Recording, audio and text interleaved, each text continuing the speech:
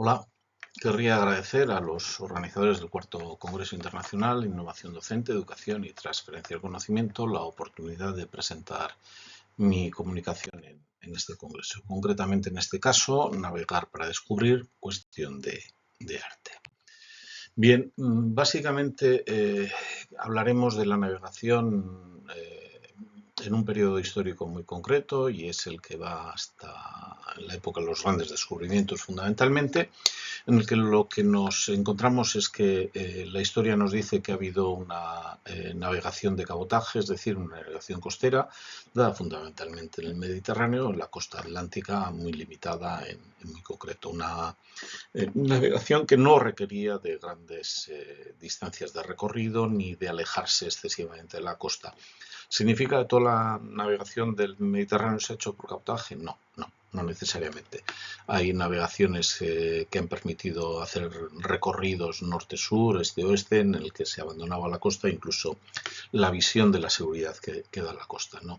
Lo que sí hay un marco diferencial es que cuando nos trasladamos a las navegaciones oceánicas, y no me refiero solo exclusivamente a la llegada al continente americano, sino a bordear, como dicen los portugueses, la costa atlántica bordeando África, pues requiere técnicas y conocimientos mucho más avanzados que los que requería un mar tan pequeño y tan limitado como es el Mediterráneo, ¿no? Y por lo tanto la navegación oceánica, cuando empieza a producirse, va a requerir condiciones diferentes que hasta ese momento pues no se han apreciado, ¿no? Y no solo llegar al continente americano, sino que si damos el salto y nos trasladamos al Pacífico, pues podemos comprobar que las diferencias de magnitud en las que nos estamos moviendo pues son francamente importantes para entender las necesidades que se van a dar en varios aspectos, ¿no? Y que por lo tanto el salto del Mediterráneo a la navegación oceánica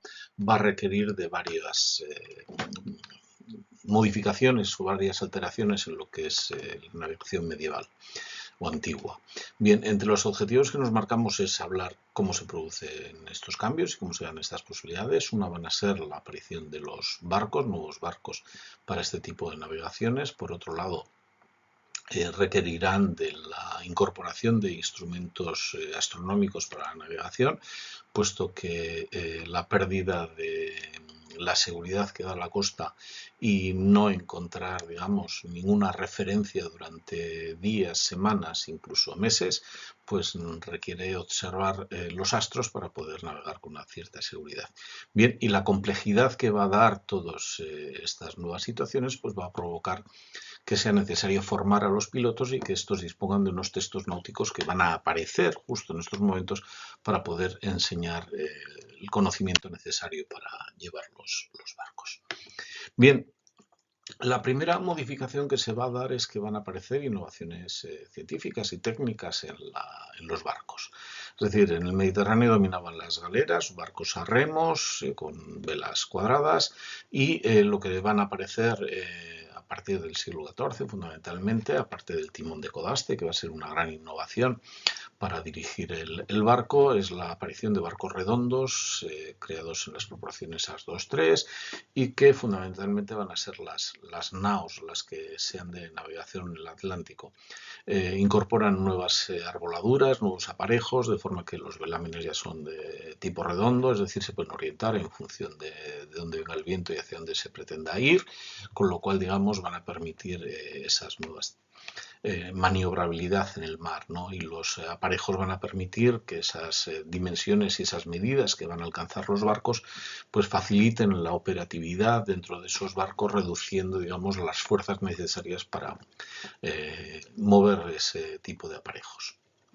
Por otro lado, decir que estos barcos se van a fabricar fundamentalmente en los astilleros de la cornisa cantábrica, tanto del País Vasco, Guipúzcoa y Vizcaya fundamentalmente, y en las villas del mar de Cantabria, ¿no? Frente a las atarazanas que existirán en Barcelona, en Valencia, el Grado de Valencia o en Sevilla, que van a ser muy importantes. La de Sevilla concretamente probablemente es la más importante de Europa, pero que no va a construir ni naos, no va a construir naos y se va a mantener en la fabricación de galeras, lo cual en el siglo XV-XVI, pues digamos que entrará en una crisis profunda, porque además el traslado que después el puerto de Cádiz va a tener, o la importancia del puerto de Cádiz tendrá, pues digamos que irá en detrimento del de Sevilla, ¿no? Y los barcos que van a ser operativos en estos momentos sean naos y carabelas. La nao es de mayor capacidad, mayor volumen. La carabela será muy similar a la nao, pero digamos que tendrá menos calado y podrá ser utilizada fundamentalmente en muchos casos para aproximación a las orillas o las playas, para los desembarcos y cosas similares, facilitando una mayor maniobrabilidad que no la nao, que tiene mayor dificultad. El otro factor importante que aparece en este periodo de la navegación oceánica es la utilización de los instrumentos náuticos. Orientarse cuando se pierden todas las referencias, pues digamos que requiere la utilización de ayuda de tipo astronómico que va a facilitar las travesías, ¿no? Esto va a ser a través de varios instrumentos que tendrán funciones muy distintas. Por un lado van a aparecer aquellos que van a permitir establecer una posición del barco por estimación, y para ello vamos a utilizar fundamentalmente tres instrumentos. La brújula, que ya apareció en el siglo XIII, que nos va a indicar constantemente el rumbo que estamos llevando, con lo cual necesitaremos ir haciendo anotaciones muy precisas de los rumbos que se vayan llevando en cada momento.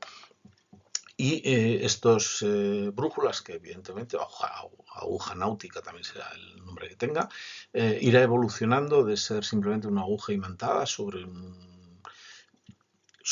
líquido, pues se terminará transformando hasta que se incorpore una rosa de los vientos, y posteriormente en las travesías oceánicas esta rosa de los vientos pues tendrá incluso hasta 32 direcciones, puesto que es muy importante reducir el margen de error que puedan tener estas direcciones o estos rumbos que estamos marcando, ¿no?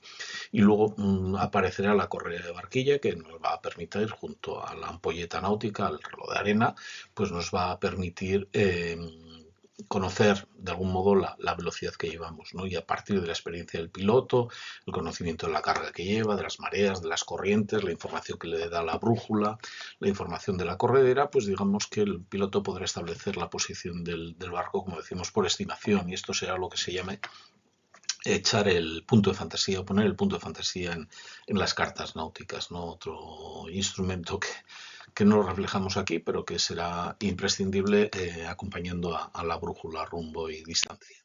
Bien, por otro lado estarán los instrumentos que nos permitan hacer observaciones astronómicas. Aquí traigo uno de los ejemplos que yo utilizo en mis clases de navegación astronómica, y en este caso, en este astrolabio, cuadrante o ballestilla, cualquiera de ellos, y más tarde aparecerán otros instrumentos como el cuadrante de Davis, el octante o el sextante. Más modernamente este ya se ha quedado para las navegaciones actuales, el sextante.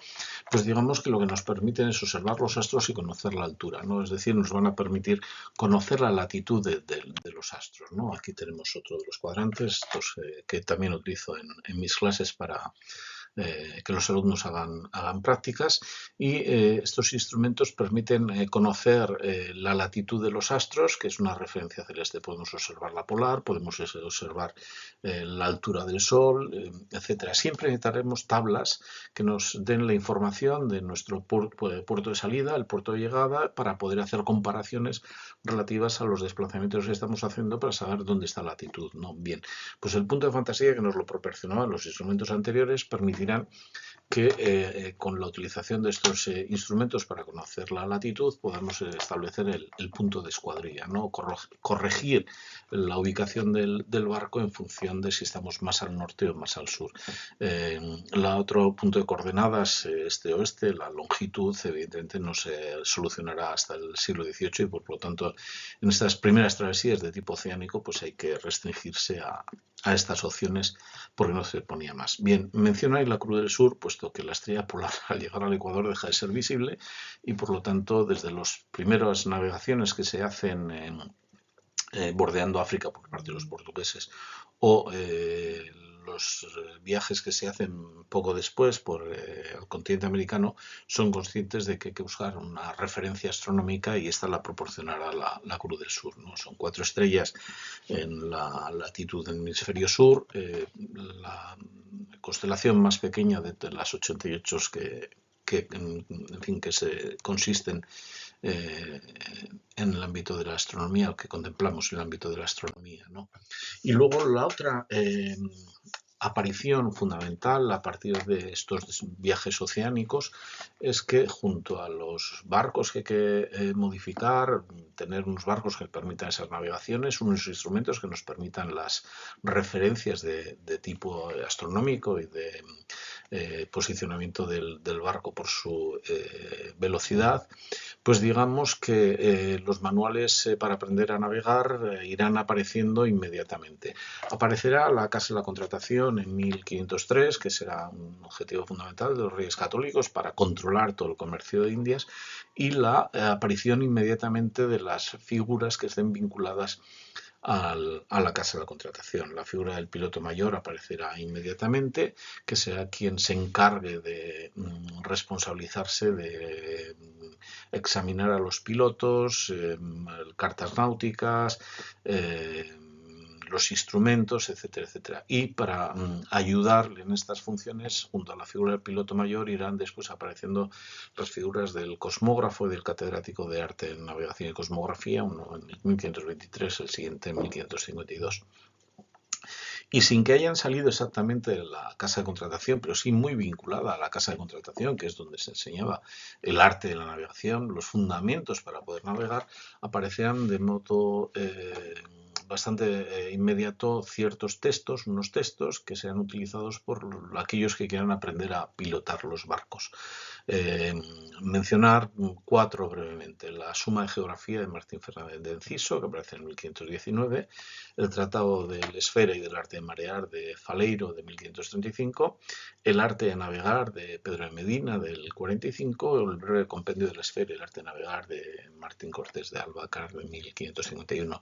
Luego seguirían apareciendo muchos más, pero digamos nos interesan los primeros que tienen lugar en este periodo, y destacar fundamentalmente que tienen muchas coincidencias. Es decir, primero tratan de explicar lo que es la esfera, es decir, el cosmos, para entender las ubicaciones de los astros, y después van introduciendo cada una de las partes que puedan ser más interesantes para el aprendizaje a navegar, ¿no? Desde los vientos, los rumbos, construir una carta náutica, el globo terráqueo y las zonas que podemos dividir el globo en función de la climatología, en fin, las alturas del Sol, las alturas de la Luna, etcétera, etcétera, los datos que nos proporciona la Luna, las mareas, etcétera, que son sumamente interesantes y son fundamentales para poder llevar a cabo esta navegación. Bien, pues estos tratados, unos con más éxito, otros con menos, probablemente el de estos mencionados, el de mayor éxito fue el de Pedro de Medina, que en fin tuvo en aquellos momentos cerca de 20 traducciones, lo cual ya es simbólico, ¿no? Francés, inglés y otros idiomas, italiano, en fin, fue un bestseller, podríamos decir, en la actualidad, ¿no? Y luego, breves conclusiones. El arte de navegar oceánico antes de la modernización de la náutica, digamos que es posible gracias a 3 grandes factores, ¿no? Uno, la aparición de los barcos adecuados para llevar a cabo esas navegaciones. Por otro lado, el uso de los instrumentos náuticos de tipo astronómico para poder posicionar los barcos con una cierta garantía, puesto que seguimos sin poder proporcionar la longitud en el mar, y hasta que esto no se solucione, pues digamos que estaremos hablando de arte náutico y no de ciencia náutica, ¿no? Y por fin los manuales que van a venir a incorporar ese valor añadido que es modelos de aprendizaje, de textos de aprendizaje, ¿no? Por lo tanto, estamos ante un hecho de que la navegación y el arte de la navegación en la época oceánica de los grandes descubrimientos se basa fundamentalmente en 3 hitos, ¿no? Modificación de los barcos, la utilización de los instrumentos en el ámbito náutico y los manuales que van a aparecer. Bien, pues gracias. En fin, no tenemos más tiempo y en cualquier caso queda a su disposición por si tienen alguna pregunta que hacer al respecto. Gracias.